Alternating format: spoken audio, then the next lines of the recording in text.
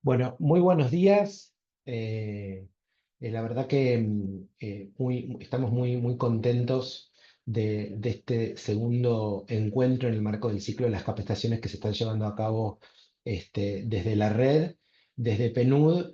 eh, Felicitar a la red, felicitar a la comisión de capacitaciones que viene trabajando en la red, a la gobernanza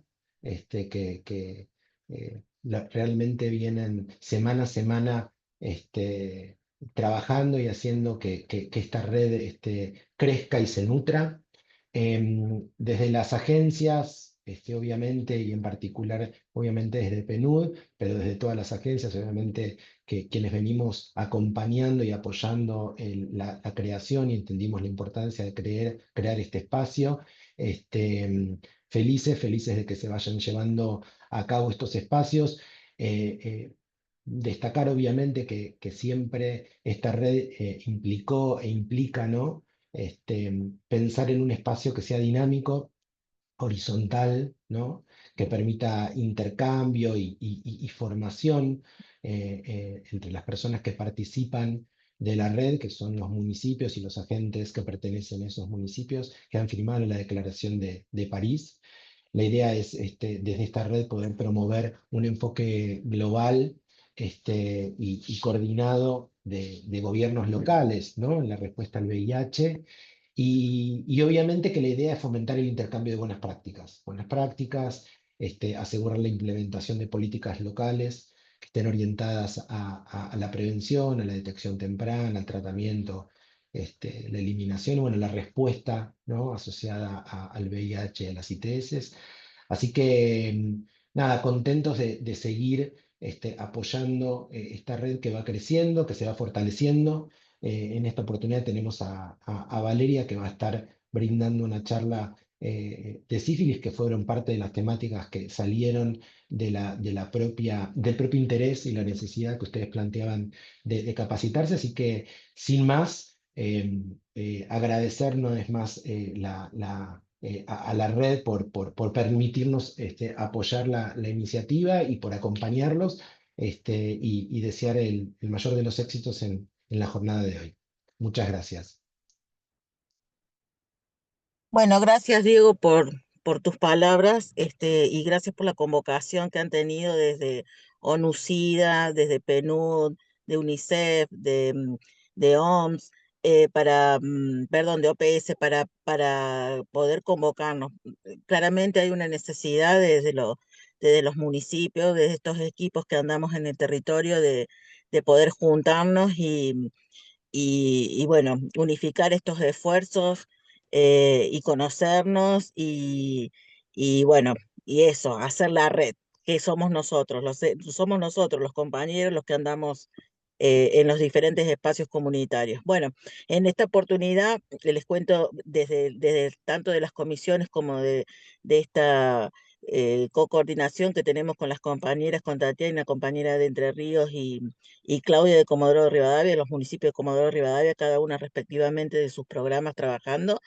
Queremos agradecerle a la doctora Valeria Tudanca la posibilidad, digamos, de esta capacitación. Así que bueno, nada más que eso, decirles y bueno, que estamos atentos a escuchar todas aquellas propuestas que se les ocurren innovadoras. Brevemente, después ya le vamos a decir la reunión, vamos a tener una reunión la próxima semana programada para que se sumen los que quieran y que puedan. Bueno, no sé, Tatiana, te doy pase a vos. Hola, sí, gracias Mercé. Bueno, yo soy Tatiana Moreira, soy de Concordia Entre Ríos, estoy en la división de ITS del municipio y también con las compañeras estamos en la parte de gobernanza. Hoy estamos por el ciclo de sífilis. Hoy nos acompaña la doctora Valeria Tudanca, ella es infectóloga, miembro de la Comisión de VIH e ITS de la SADI. También trabaja en el Sanatorio Finochieto en Cava. Así que le agradecemos mucho este espacio que nos ha cedido para poder hacer esta.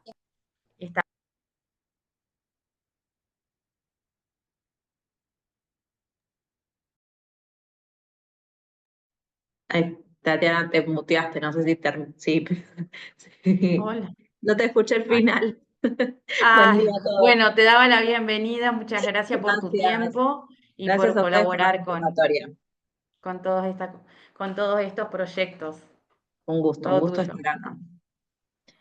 Bueno, buen día a Disculpa, todos. Valeria, antes Sí. de que arranques, volver a mencionarle a los que van ingresando que coloquen el nombre en el chat y de dónde son para poder tener un registro. Gracias.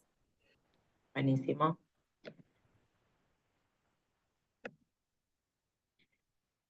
Bueno, ¿se ve bien? ¿Ven todos?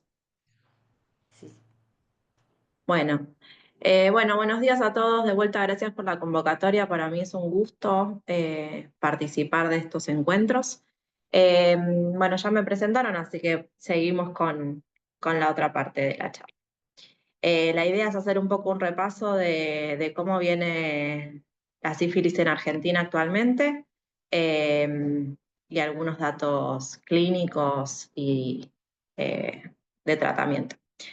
Primero me pareció que la clase, perdón, el encuentro que tuvieron la vez anterior era más de gestión, entonces como este es como el primer encuentro más hablando de algo clínico, de ITS, me pareció que estaba bueno ponernos todos de acuerdo en relación al lenguaje que usamos o a algunos conceptos. Primero que cuando hablamos de infecciones de transmisión sexual ya no las llamamos enfermedades como se hablaba en otro momento.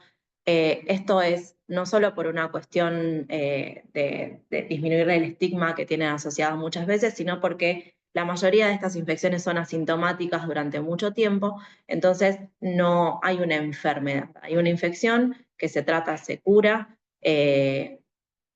con lo cual llamarla enfermedad sería como un concepto un poco errado. Vamos a hablar de infecciones de transmisión sexual cuando se transmiten mediante justamente relaciones sexuales o ante el contacto con sangre también o durante la gesta, durante el pasaje por el canal de parto. Todas estas las englobamos dentro de las infecciones de transmisión sexual. Porque se transmite por contacto, como dijimos, con sangre o por fluidos vaginales, semen, líquido preseminal. Algunas de ellas, aparte de transmitirse por vía sexual, también se pueden transmitir digamos, en accidentes ocupacionales, con pinchaduras de agujas, con contacto directo con sangre. O sea, no sería un contacto con sangre durante una relación sexual, sino en otros ámbitos. Como dijimos, la mayoría de las veces no tienen síntomas. Cuando los tienen, la variedad de síntomas son muy distintos y van a depender de la infección de la que estemos hablando. Casi todas las ITS se pueden repetir, podemos tener sífilis varias veces, hay otras que no, que la infección es una sola vez, pero la mayoría, sobre todo de las que hablamos de las uretritis, como la clamidia, la gonorrea o la sífilis, todas esas se pueden transmitir. Lo importante también es saber es que todas tienen tratamiento y que la transmisión puede ocurrir durante cualquier forma de contacto sexual. Y esto es importante porque muchas veces en algunas poblaciones y en algunos grupos etarios el contacto sexual oral no es considerado una relación sexual. Entonces, en ese contacto muchas veces hay otro tipo de cuidados, otro tipo de precauciones que se usan, que son mucho menores a el contacto cuando hay penetración de alguna forma. Entonces, es importante que cuando hablamos con una persona acerca de ITS, esto a veces que parece algo tonto y que quizás para todos es algo que está dado por sentado, pero explicarles que eso también es un tipo de contacto sexual y que tiene los mismos riesgos de transmisión de infecciones que otro tipo de contacto, ¿sí? Obviamente todas las ITS que se pueden transmitir entre personas de cualquier género no tiene que ver con la sexualidad de ningún tipo.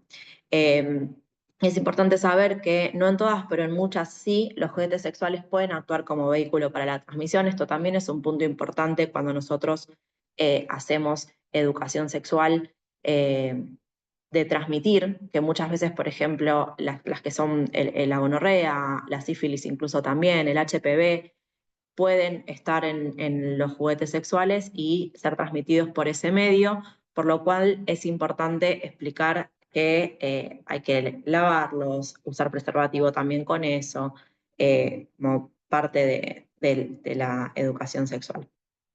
El screening frecuente y las medidas de prevención son la mejor forma de hacer un diagnóstico temprano, un tratamiento temprano y disminuir las tasas de infección. Entonces es muy importante sumar a la educación, buscar, o sea, la educación sexual, buscar frecuentemente y activamente las ITS y explicar las medidas de prevención, de lo cual vamos a hablar un poquito más adelante.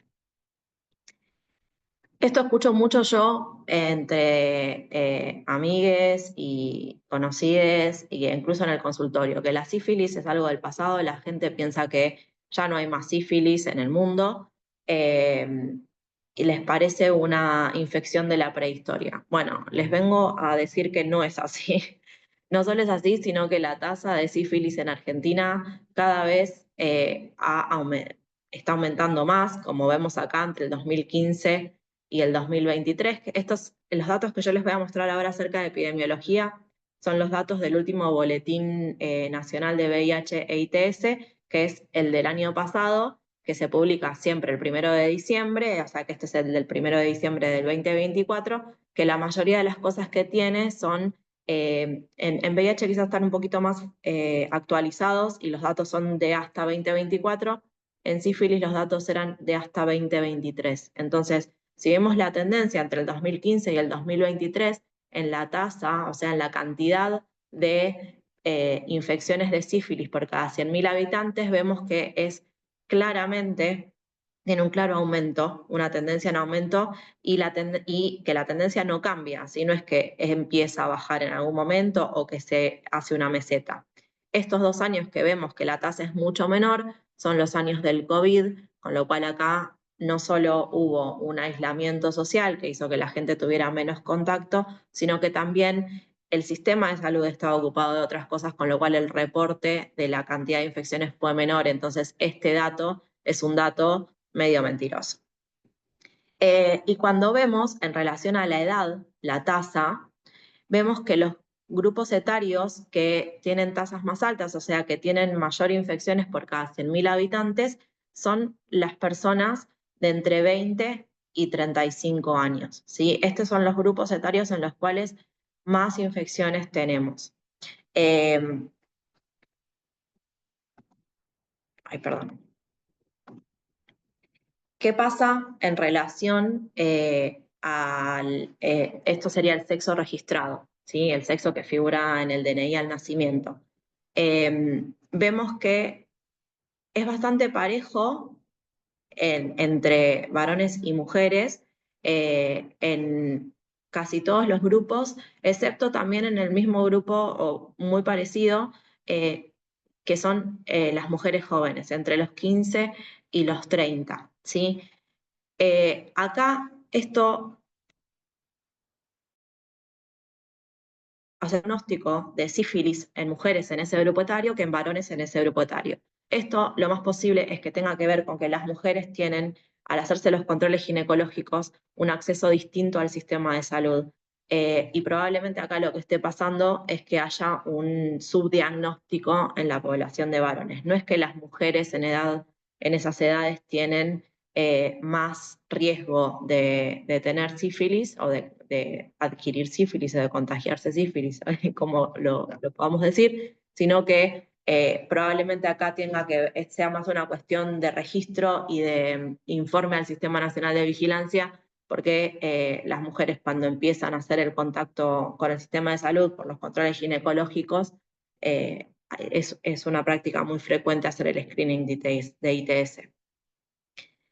¿Y qué pasa si lo distribuimos entre el país? O sea, ¿cómo se distribuye esta tasa a través del país? Bueno, vemos una gran diferencia entre lo que sería Buenos Aires, el área metropolitana de Buenos Aires, con relación al resto del país, ¿sí? Vemos que la tasa de Argentina es del 69,2%, perdón, 69,2 por cada 100.000 habitantes, o sea, tenemos casi 70 casos de sífilis por cada 100.000 habitantes en 2023, y En el área metropolitana de Buenos Aires es un poco menos de la mitad, y después hay en el resto del país, en la mayoría de las otras del país, esa tasa supera, siendo la tasa más alta la tasa del centro y de Cuyo, que tienen entre 95 y 90 casos por cada 100.000 habitantes, igual que Patagonia, que también no se queda atrás.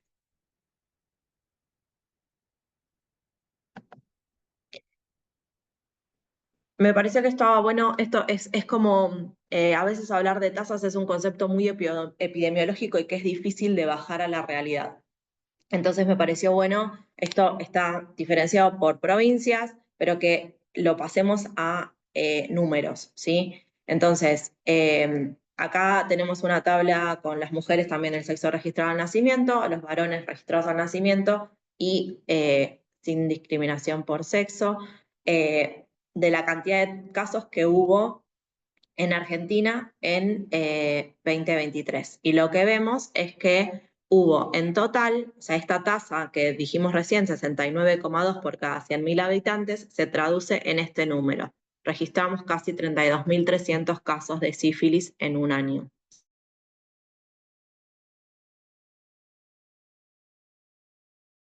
¿Sí? O sea que es un poco para situarnos en lo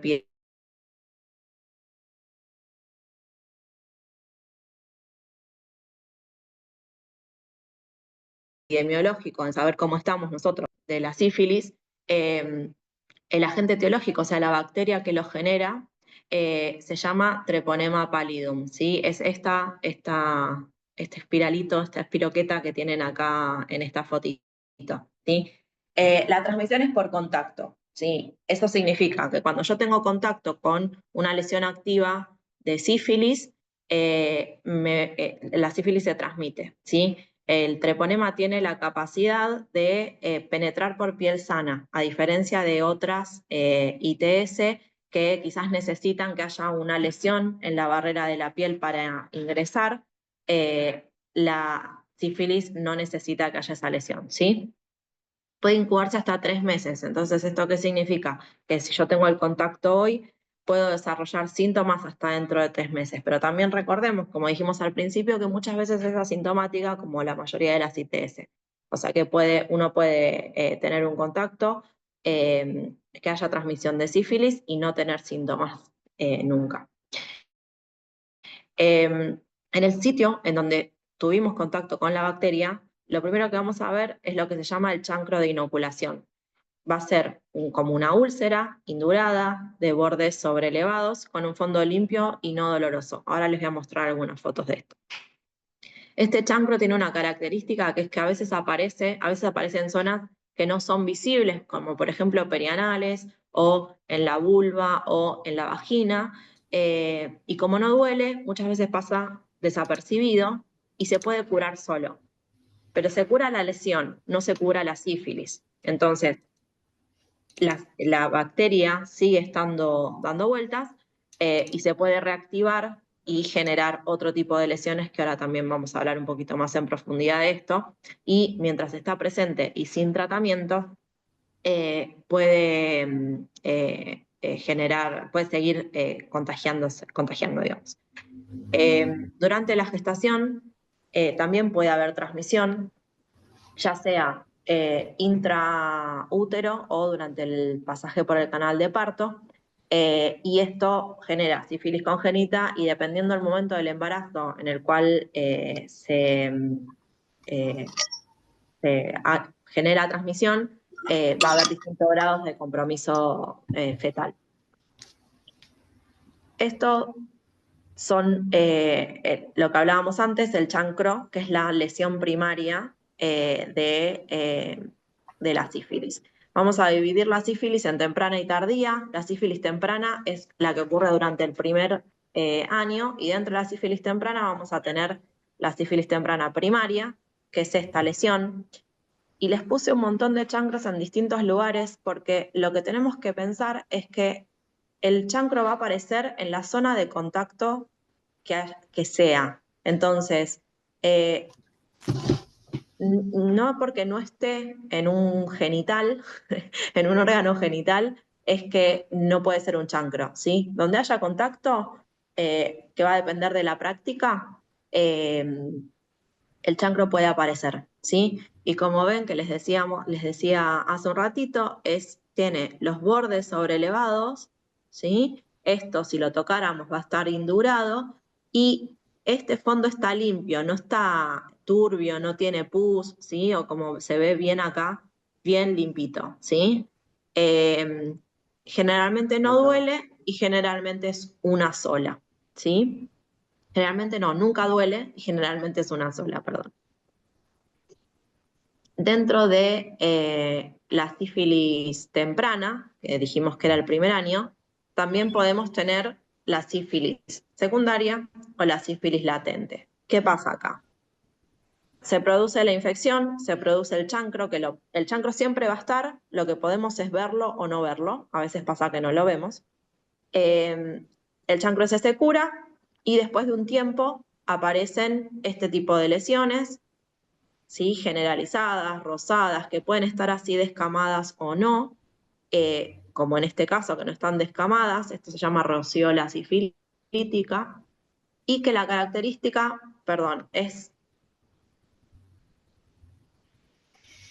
la característica aparte del color es que pueden estar en todos lados y es muy distintivo que afectan las palmas y las plantas de los pies.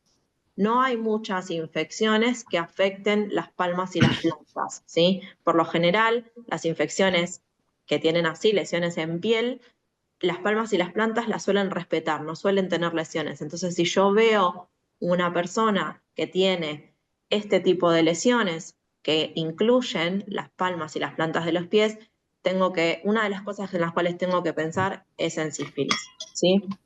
Otra forma que es dentro de la sífilis temprana es la latente, que es asintomática. Es totalmente asintomática, nunca se detectó el chancro, nunca tuvo lesiones así maculares como la roceola sifilítica que veníamos hablando, y en un control de salud se hace un laboratorio, en ese laboratorio se pide un test de sífilis y ese test de sífilis da positivo. En estos casos, por lo general, las personas no saben en qué momento tuvieron el contacto y no tenemos forma de saber, a no ser si tenemos un laboratorio dentro del año, tenemos forma de saber que es temprana y que tiene menos de un año.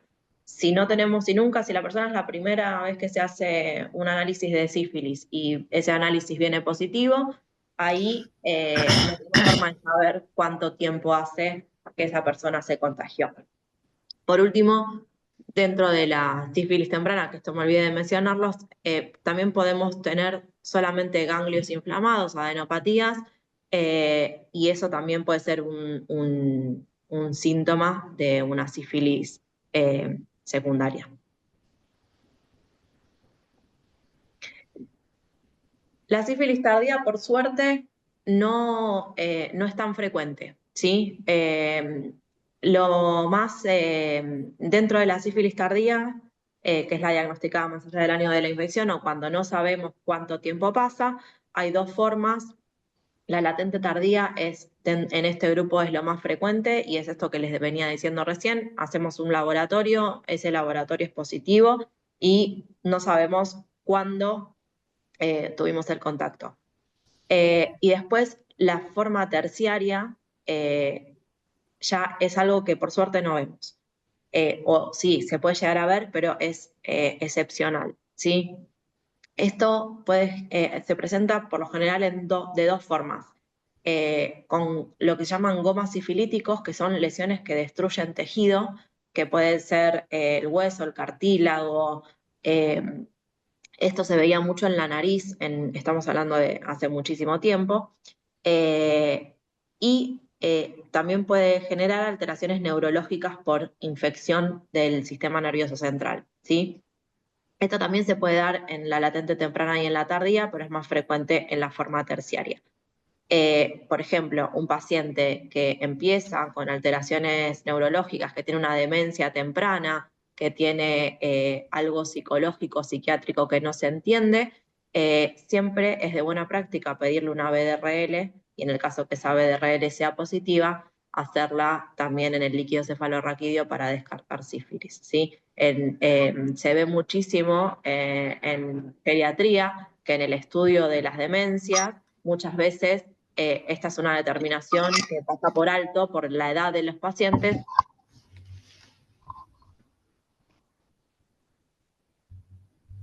Y la realidad es que muchas veces, bueno, el diagnóstico y el tratamiento, muy brevemente. El diagnóstico dijimos que vimos todas las lesiones. Esas lesiones son muy patognomónicas de esta infección. ¿Qué significa? Que cuando las veo, por lo general, no hay muchas otras cosas que lo generen, ¿sí?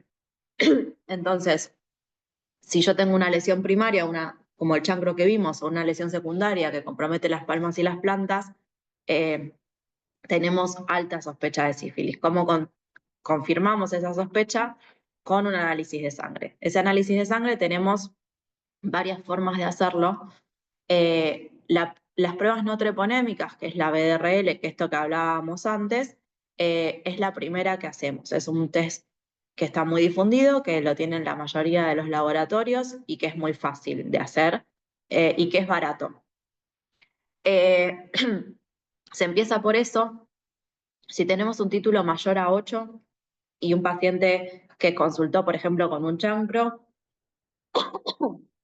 o que tiene historia de haber tenido ITS o que refiere a haber tenido un contacto no protegido, eso ya es diagnóstico. Si tenemos un paciente que tiene un título igual o menor a 8 y que no tenemos antecedente del chancro o del contacto o de lo que sea, ese título puede ser un falso positivo. Cuando tenemos esa duda, lo que hacemos es la prueba treponémica. ¿Sí? Las pruebas treponémicas, que es el TTPH o el FTAPS, son un poco más caras, son un poco más difíciles, hay algunos laboratorios que no las tienen o que tardan quizás una semana en hacerse, entonces no sirven para el diagnóstico rápido y el tratamiento rápido, pero sí sirven como pruebas confirmatorias. Y otra forma muy práctica y muy fácil de hacer, sobre todo en el terreno, es el test rápido. El test rápido que dice que es positivo o negativo, al igual que el test de VIH, es un pinchacito, una gotita de sangre, se corre en una tira como si fuese el test de embarazo, y eso da positivo o negativo. De vuelta, es parecido a una BDRL, no vamos a tener títulos, con lo cual si tenemos una clínica compatible y un test rápido positivo, podemos indicar el tratamiento directamente y en otros casos quizás tenemos que hacer las pruebas confirmatorias. Todo esto igual está hablando en un escenario ideal en el cual tenemos todos los recursos. Obviamente esto después se va a tener que traspolar a los recursos que tenemos en cada uno de los lugares en donde estamos. Y si yo estoy en un lugar inaccesible, que lo único que tengo es un test rápido, ante la duda quizás es mejor iniciar el tratamiento si no puedo hacer la confirmación. El tratamiento va a variar dependiendo de el estadio, ¿sí? Hace cuánto tiempo hace que tuvimos el contacto, hace cuánto tiempo que está la infección dando vueltas. Siempre el tratamiento de la sífilis va a ser con penicilina. Después hablamos qué pasa con los pacientes alérgicos a la penicilina. En el caso de la sífilis primaria, o sea, teniendo el chancro, se va a dar una sola dosis de penicilina intramuscular. La dosis es 2.400.000 unidades de esa penicilina que es benzatínica, que es la que se puede usar intramuscular. Siempre la dosis de cada dosis es ese número. Cuando tenemos una secundaria o latente temprana, por ejemplo, viene un paciente con la rociola sifilítica que hablamos antes, o viene con una BDRL positiva, y yo tengo registro de una BDRL previa menor a 1 año, que era negativa, también es una dosis. Cuando yo no puedo determinar el tiempo de evolución, o cuando tengo una forma terciaria que no afecta el sistema nervioso central, voy a usar 3 dosis intramusculares. En cambio, cuando tenemos una neurosífilis, o sea, cuando tenemos alteración del sistema nervioso central, el tratamiento va a ser siempre endovenoso con penicilina sódica en vez de benzatínica y va a ser por 10 a 14 días.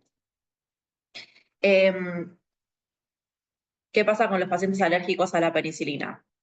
La realidad es que la tasa de respuesta al tratamiento es espectacular. Los pacientes que muchas veces, aparte de las lesiones que tienen, cuando llevan un poquito de tiempo de evolución, pueden tener cansancio y sentirse medio mal, responden espectacularmente a una dosis, ya después de la primera dosis, en caso de que necesiten más, cambia muchísimo clínicamente. Y esta bacteria, la verdad es que no tiene ninguna resistencia a la penicilina y responde súper bien. Primero, si un paciente me dice que es alérgico a la penicilina, tenemos que interrogar bien, preguntarles bien a qué se refieren con alérgicos a la penicilina, porque muchas personas dicen que son alérgicos a la penicilina porque alguna vez alguien se los dijo y en realidad vienen tomando amoxidal u Optamox, que es un derivado de la penicilina, toda la vida y nunca tuvieron ningún problema, entonces esas personas no son alérgicas a la penicilina. En el caso de tener constatado verdaderamente un caso de alergia a la penicilina, una persona que hizo un edema de glotis, por ejemplo, por una dosis de penicilina o de amoxicilina o de lo que sea,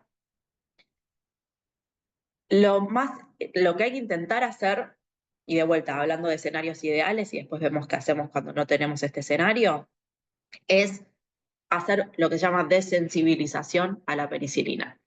Eso lo hace un alergista y con un tratamiento puede como revertir, entre comillas, esa alergia para que podamos usar penicilina como tratamiento. No es fácil de encontrar un alergista que lo haga, no se puede hacer en todos los pacientes, con lo cual, de nuevo, estamos hablando de un escenario ideal. Si no podemos hacer esto, la persona es verdaderamente alérgica a la penicilina, lo que vamos a hacer es usar doxiciclina, que se usan 100 miligramos cada 12 horas, el tratamiento es bioral y se usa por 10 a 14 días también. En neurosífilis no es lo ideal. En las otras la tasa de respuesta es menor que con la penicilina, así que tampoco es ideal, pero bueno, es la posibilidad en estos. Una nota en relación al tratamiento. Nosotros clásicamente se usaban muchas más dosis. Cuando yo empecé la residencia de infectología, usábamos una dosis en la primaria, en la secundaria 2, y en todo el resto usábamos 3 y una más después por las dudas. Esto se ha revisado un montón y las recomendaciones actuales son estas. En muchos lugares se siguen usando más dosis de las que se necesitaba, pero la realidad es que con estas dosis alcanza y sobra. La respuesta de vuelta del treponema a la penicilina es espectacular. Por último, para hablar un poquito de prevención.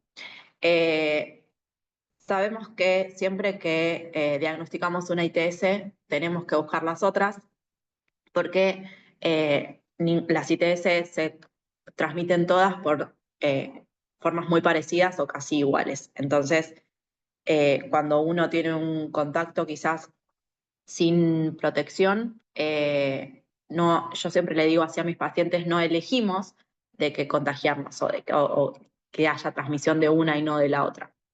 Entonces siempre está bueno si yo tengo un paciente, una persona a la cual le hago diagnóstico de sífilis, que pueda hacer el screening de todas las otras ITS. Y en eso entra mucho la prevención combinada. El screening de ITS es una parte de la prevención combinada. La prevención combinada es un enfoque de respuesta al VIH y otros ITS que intenta disminuir el número de nuevas infecciones y garantizar servicios centralizados en las personas para prevención, ¿sí? Esta fotito que yo les puse acá es de la guía del ministerio, que es muy linda si la quieren leer. Esta guía está en el boletín que les comentaba. Si quieren después se los paso, el boletín lo tengo a mano, que está toda la parte de epidemiología que vimos al principio y está también este apartado sobre prevención combinada. ¿Qué incluye la prevención combinada? La base de todo, que es la educación sexual y reproductiva, la entrega de preservativos penianos y vaginales, si bien en Argentina hay bastante pocos. La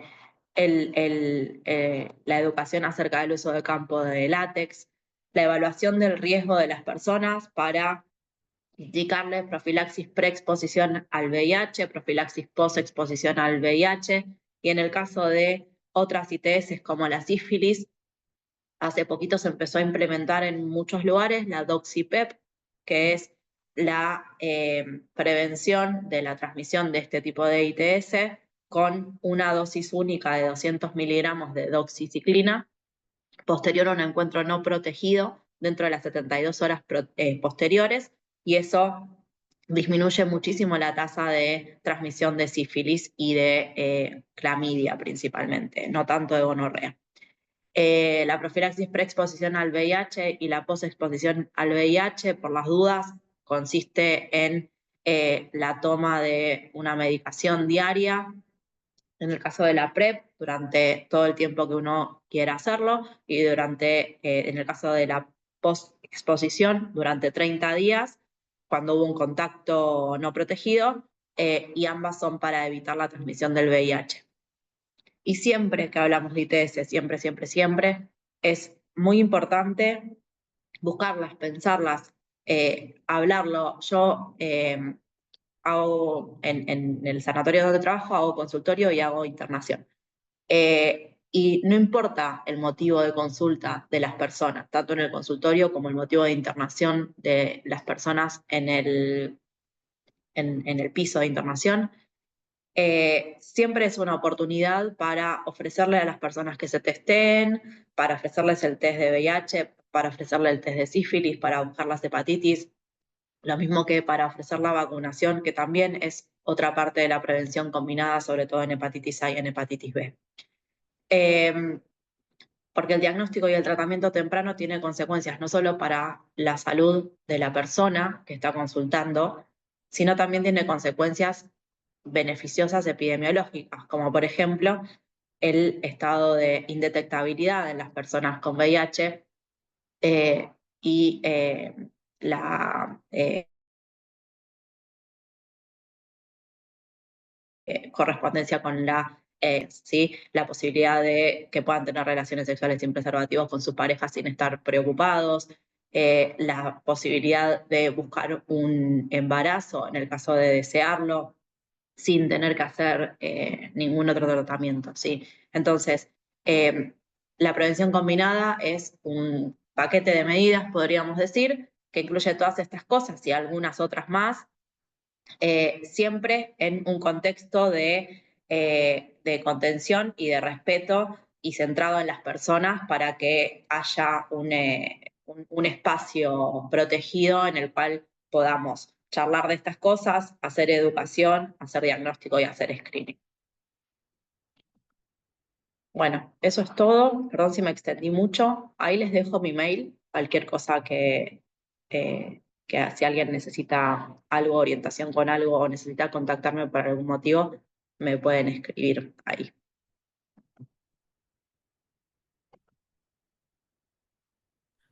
Bueno, muchas gracias, Valeria. Y nada, chicos, abrimos lugar a las preguntas si quieren realizar.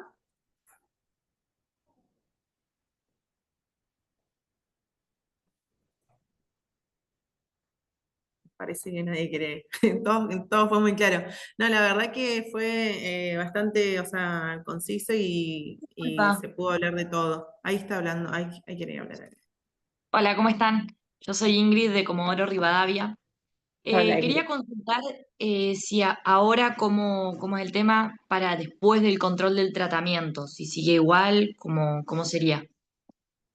Sí, lo escribí pero no lo mencioné, me lo pasé. La primera BDRL de control se hace a los 2 o 3 meses de implementado el tratamiento, y esa BDRL tiene que haber bajado por lo menos 2 títulos para considerarlo un tratamiento efectivo.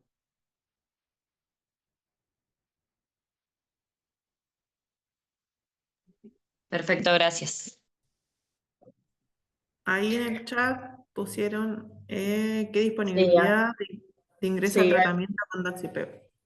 varias preguntas sobre Doxipep. Bueno, la doxiciclina es un antibiótico que se compra en las farmacias, tiene un montón de usos, de hecho la usamos también para el tratamiento de sífilis y para tratamiento de clamidia, para tratamiento de un montón de ITS. Así que la verdad es que ahora yo la he implementado en el consultorio, sí, con pacientes seleccionados que lo hemos charlado y explicándole todo, o sea, dentro de la prevención combinada, ¿no? O sea, no solamente hacer la prescripción, sino también hablar sobre el correcto uso del preservativo y ¿cómo se llama? Todo lo que es la profilaxis post-exposición para VIH, preexposición para VIH, o sea, dentro de todo ese marco. Lo que se hace es hacerle la receta al paciente, el paciente la compra en la farmacia y tiene la caja de antibióticos en su poder y se les explica que si tienen un contacto no protegido, dentro de las 72 horas pueden tomar 2 comprimidos, que son 200 miligramos, y el paciente se lo autoadministra. No hay mucho lío a nivel país, digamos, porque esto es algo medio como esto, que se hace la receta y se compra. No sé, yo lamentablemente trabajo solo en privado, así que no sé si hay, cómo están haciendo en el sector público con la Doxipep. Fabián. Con interacción con el TARP de la Doxy, no hay interacciones, no, para nada.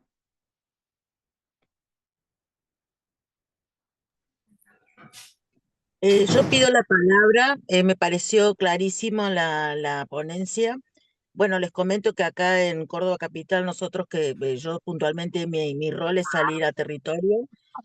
Nosotros hacemos el testeo rápido en espacios no convencionales de salud.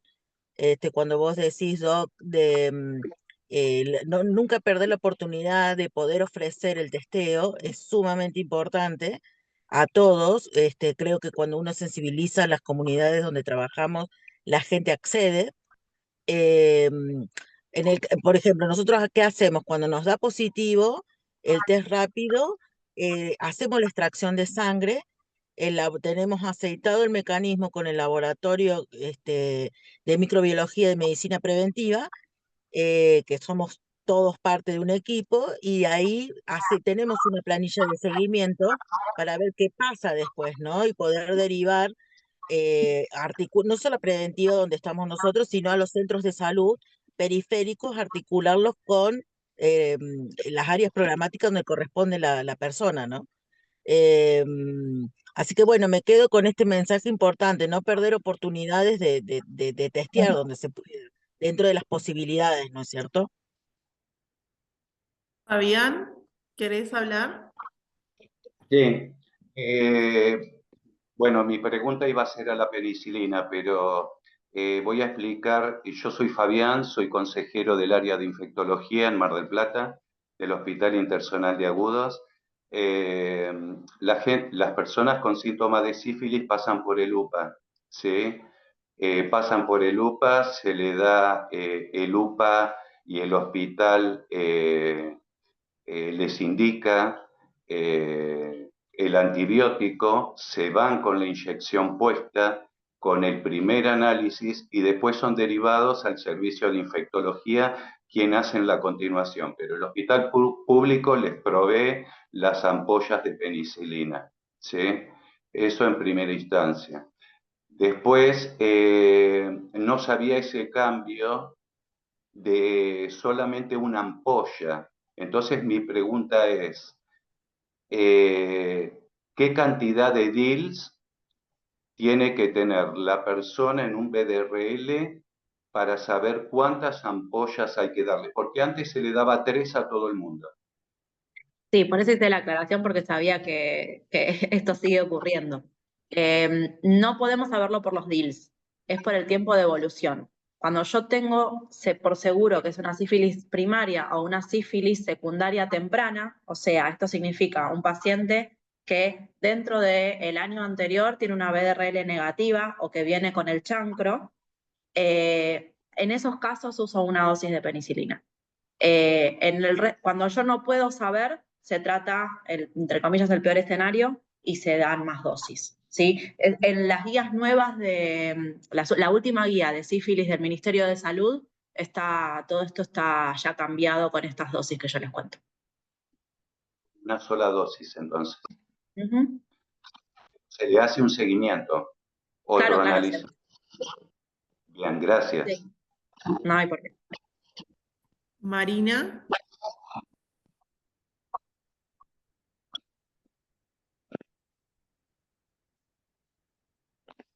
Marina, ahí está, estaba muteada. ¿Estoy muteada todavía? No, ahí está, ya puede hablar, ahí está. Sí, son dos preguntas que quería hacerle a la doctora. ¿Hay Doxipep en Argentina para el privado? Sí, es esto que contaba antes. Se hace la receta, vale. el paciente va a la farmacia, compra, el antibiótico es un antibiótico que es fácil de conseguir, que se usa para un montón de cosas, y el paciente tiene el antibiótico en su poder, y cuando se le enseña en los momentos, o sea, se habla en los momentos en los cuales tiene que tomarlo y cómo, y lo hace autoadministrado. ¿Y se sabe más o menos el precio?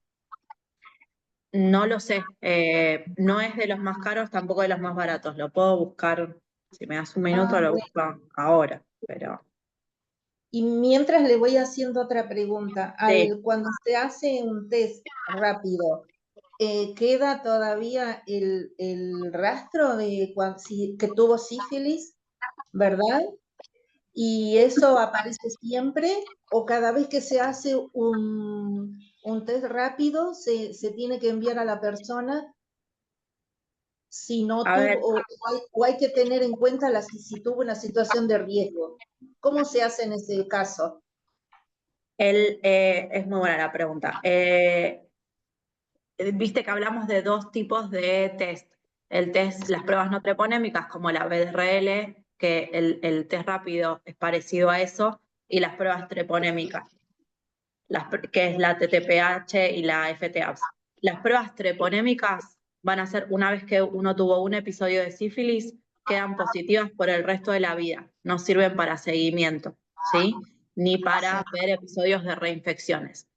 La BDRL, que tiene títulos, estos que recién preguntaban de los DILS, y esto que yo decía, títulos menores a 8, mayores a 8, si yo tengo un paciente que tiene una BDRL negativa y de golpe tiene una BDRL de 16 o tiene una BDRL positiva y un chancro, eso sí me habla de diagnóstico. Si la BDRL se vuelve a poner positiva con cada episodio de sífilis y después baja a niveles negativos o a veces puede bajar también a valores menores a 8, ¿sí? Ahí están diciendo también que el test rápido que se dispone actualmente es una prueba treponémica, con lo cual va a permanecer positivo de por vida, así que tampoco sería para el seguimiento, sería solo para diagnóstico en el caso de, no sé, viene una persona que dice, yo nunca tuve sífilis, nunca me traté ninguna sífilis, pero le da un test positivo, bueno, en algún momento tuvo sífilis y hay que tratar. Listo. Gracias, doctora. Y ahí estoy buscando el precio de la doxy. Bueno, hay un montón de marcas. Sí. Una caja de 10 comprimidos de una marca, la primera marca que abrí, está alrededor de 2.000 pesos, pero me parece que debe estar desactualizado, porque creo que 2.000 pesos no sale más nada en este país en este momento. Sí. Bueno, era algo estimativo más o menos que quería saber. Sí. Gracias, doctora.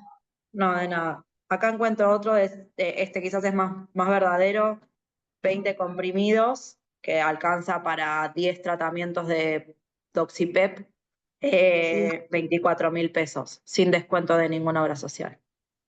Ahí están diciendo lo mismo. Sí. Perfecto, gracias. Bueno, ¿alguna otra pregunta?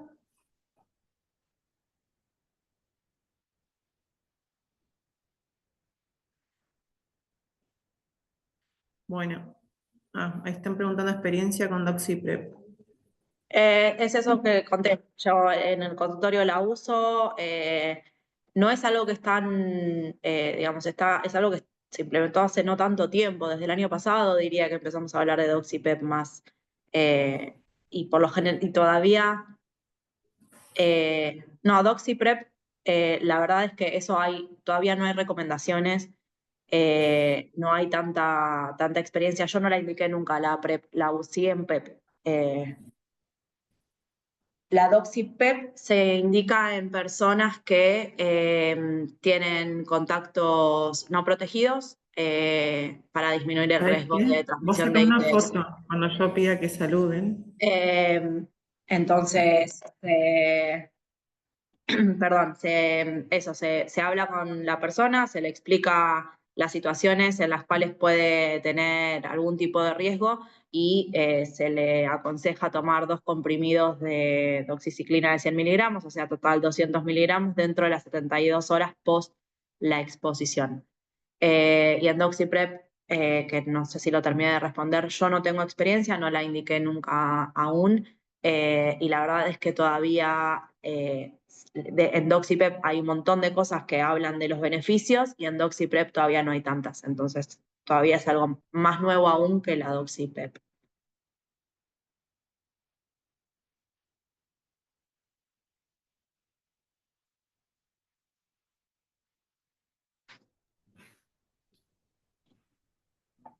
Bueno, ¿hay alguna otra pregunta más?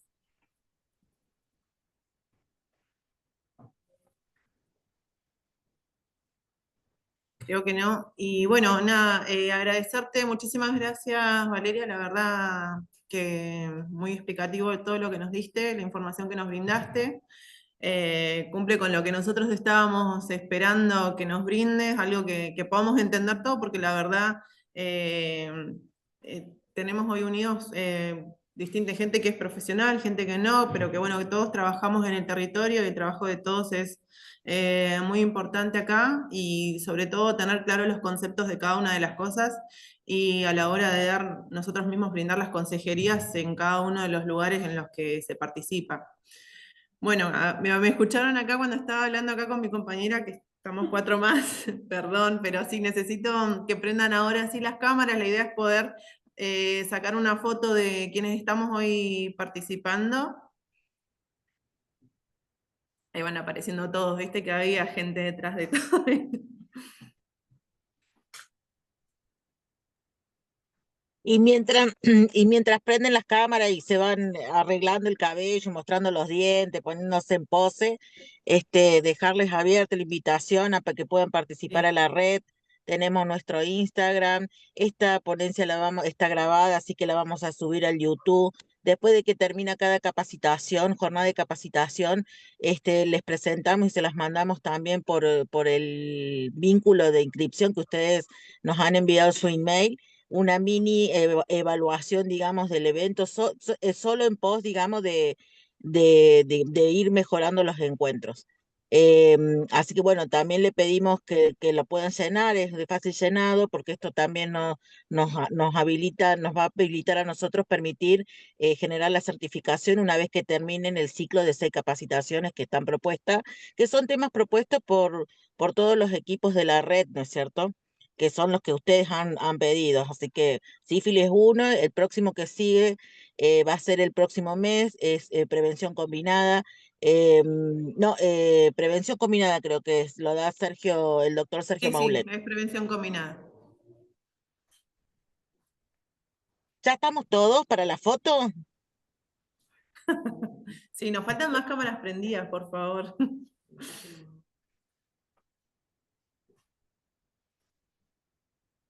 Bueno, ahí ya hicimos una captura. Esperen que tengo otra más, otra página más. Posen. Avisen. Sí, porque después los escrachamos y no les gusta la foto. Genial. Ahí está. Ahí estamos. Bueno, muchísimas gracias a todos. Los esperamos en la próxima. Gracias a todos por sumarse, por el interés que Gracias, le Valeria. ponen a todo esto. Gracias, Vale. Gracias, que tengan un lindo día. Hasta luego. a ustedes, hasta luego.